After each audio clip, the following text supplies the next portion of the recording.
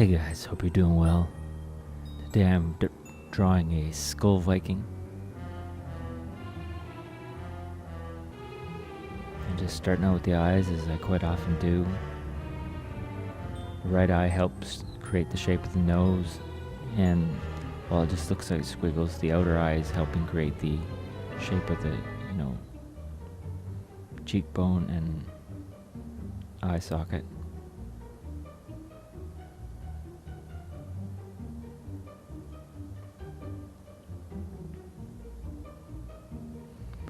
And if you've seen my other videos, you'll see that I do a lot of things similarly on each skull, depending on the style.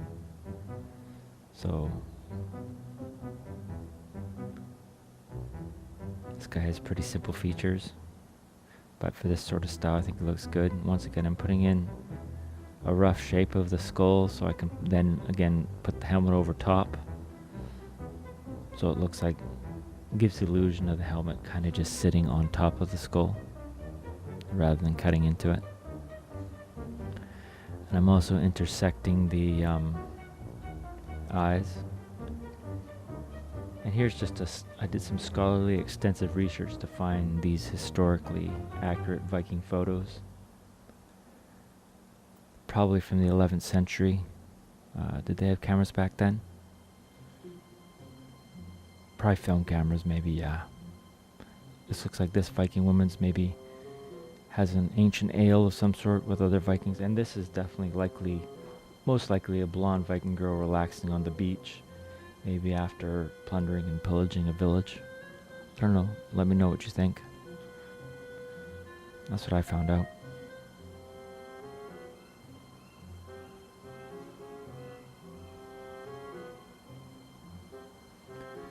Just putting in the horns.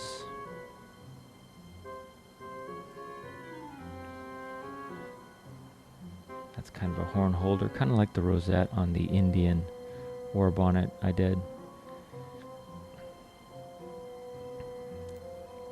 And nice big wings.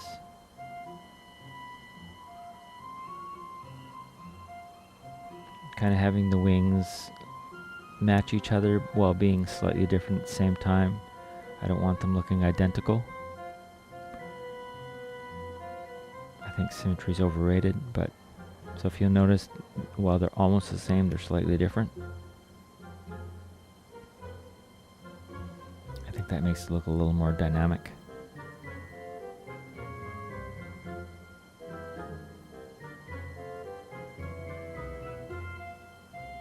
And there's some little lumps on the helmet, little raised edges. I'm basically drawing a stereotypical Viking helmet, or what we think a Viking helmet looks like.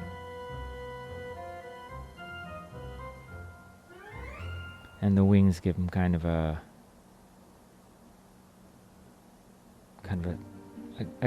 Thor thing going on. An Odin Thor thing.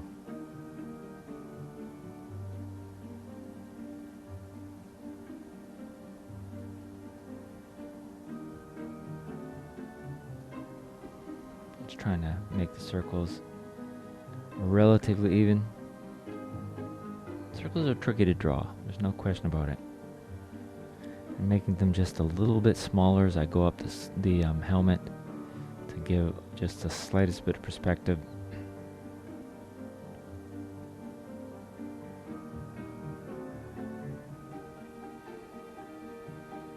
Work on my crossbones. If you've watched my other videos where I've drawn crossbones, I give tutorials.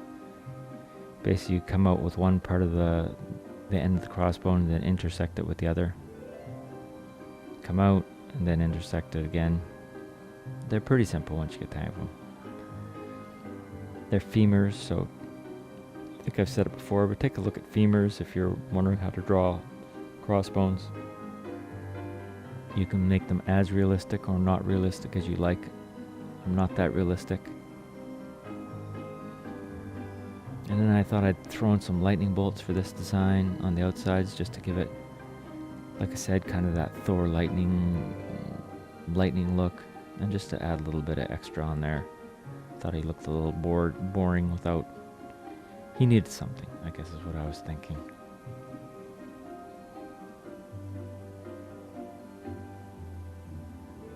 And then some Viking-esque type symbols that I thought would be cool on there. Just to add a little bit of drama.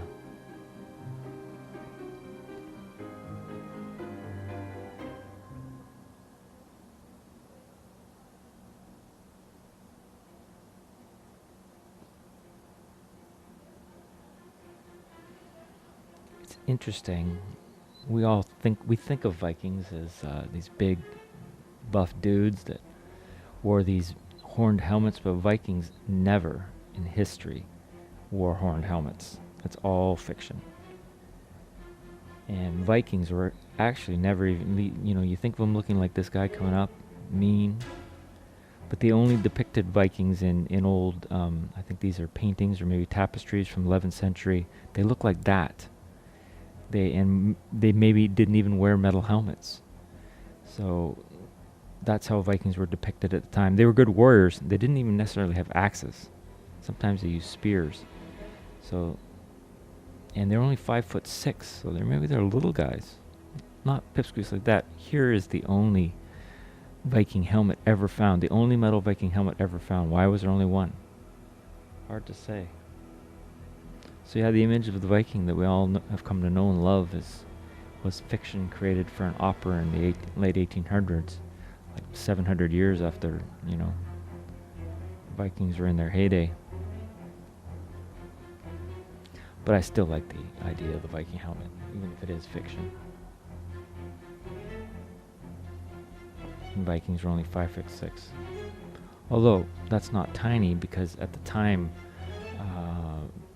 the men they were fighting were all smaller than that, so they were large, relatively speaking, but by today's standards, they were shorter than Tom Cruise, or about Tom Cruise's height.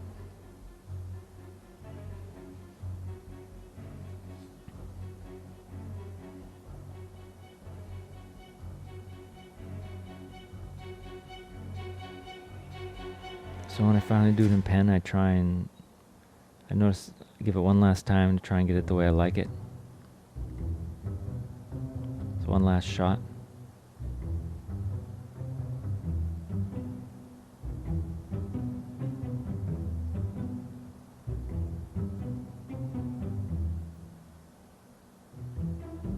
So the wings are kind of like Indian feathers.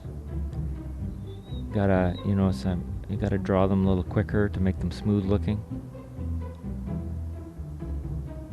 because they're long lines, so you gotta kind of just hit it, hope for the best. That's where practice comes in. You draw something and keep practicing it, it just gets better, whatever it is.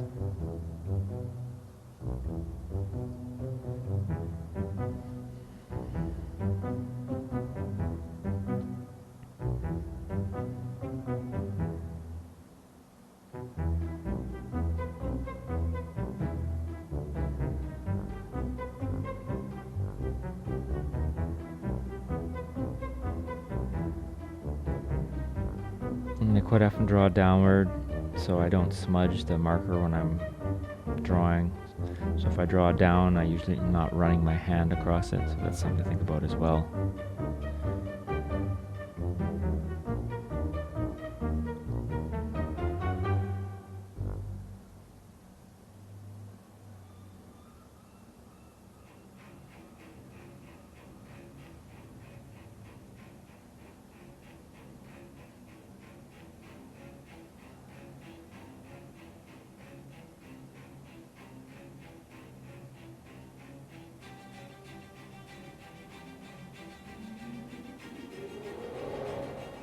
Read an interesting book by Cal Newport called Deep Work, and he talks about how people are losing the ability to focus and create anything really meaningful,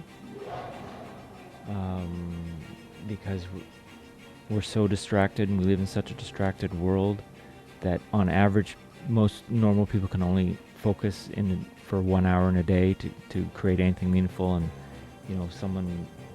people that have great focusing ability can maybe focus for 4 hours in a day, but we're so distracted. It's getting more and more difficult. And how most of the best ideas in society, or the best art, the best music, can only come from deep work. It can't come when we're being distracted by shallow work like emails, meetings, and maybe you need to turn off your phone or computers to create anything meaningful. And if you look at people, someone like a surgeon, that's deep work at its finest. They have to focus for a long period of time. Most people could never do that, focus for that long. Let alone, be a surgeon, of course, but their focus power is pretty, it's like a muscle. They've really exercised it. And everyone can exercise it, but it's getting harder to harder in today's society. And pretty much every time you check your phone when bored, he was saying you reinforce your brain's rewiring to be addicted to distraction. So if you want to get anything done, you got to kind of tune out and focus.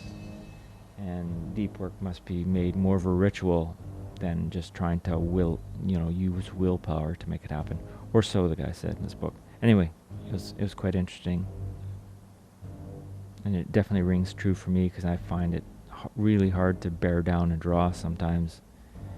I find myself resisting it, thinking, I've got to do all these other things, but deep down I know I want to draw.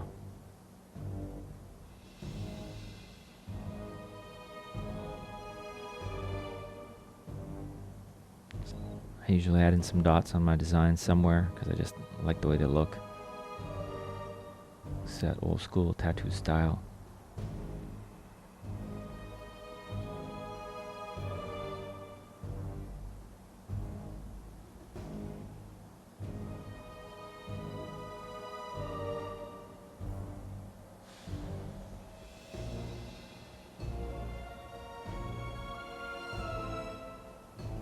It looked better in pencil, that design. I kind of buggered a little, but it'll be fine. It's just a detail.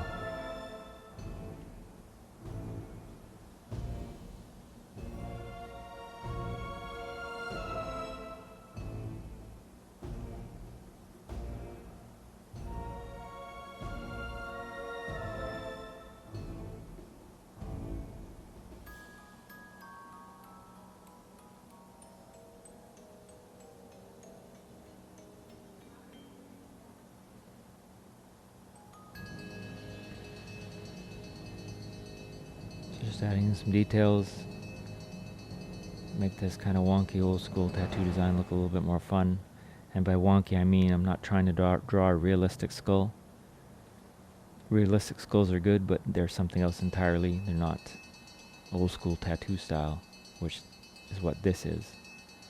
So if you want to draw in this style, leave realism out.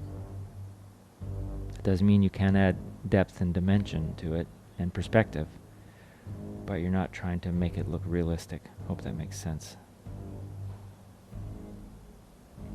Trying to keep it very simple, cartoon-like.